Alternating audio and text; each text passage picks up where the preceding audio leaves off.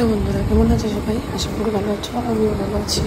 তো চলো তোমাদেরকে দেখাই খুব সুন্দর একটা জায়গা, যেটা আসাম, করিমগঞ্জ আর শিলচরের মাঝখানে পড়ে।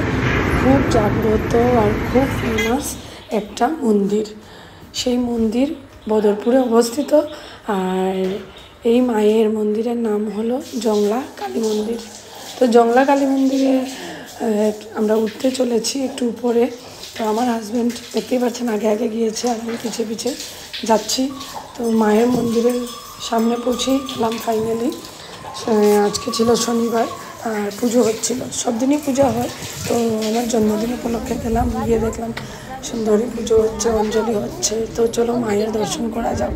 আর দেখো কত মানুষ অঞ্জলি নেওয়ার জন্য রেডি মন্দিরের সামনেই।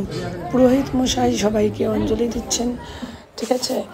দেখতেই পাচ্ছ, এই যে কেউ বস্ত্র দান করছেন, অনেকের অনেক মানুষ কামনা নিয়ে এসেছেন। তো আপনারাও কিন্তু এই মন্দিরে আসতে পারেন, অনেক সুন্দর মন্দিরটা আর অনেক জাগ্রত। বদরপুর জংলা কালীবাড়ি মন্দির। তো দেখছেন পুরোহিত মশাই ফুল বিতরণ করছেন। এখন হবে অঞ্জলি, হবে।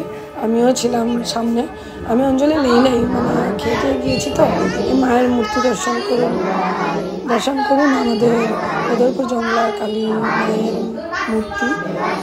মাকে অনেক অনেক অশেষ ধন্যবাদ। মা সবার মঙ্গল করুক, সবার ভালো করুক। চলো দেখি লাস্টের দিকে কী হয়।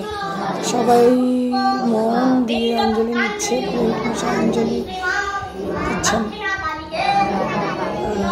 মা সবার দিকে তাকিয়ে আছে, সবার মঙ্গল কামনার জন্য সবাই অঞ্জলি নিচ্ছে। তো আমি একটু আগরবাতি জ্বালিয়ে দিলাম, সবাই দিয়েছে, আমিও দিলাম।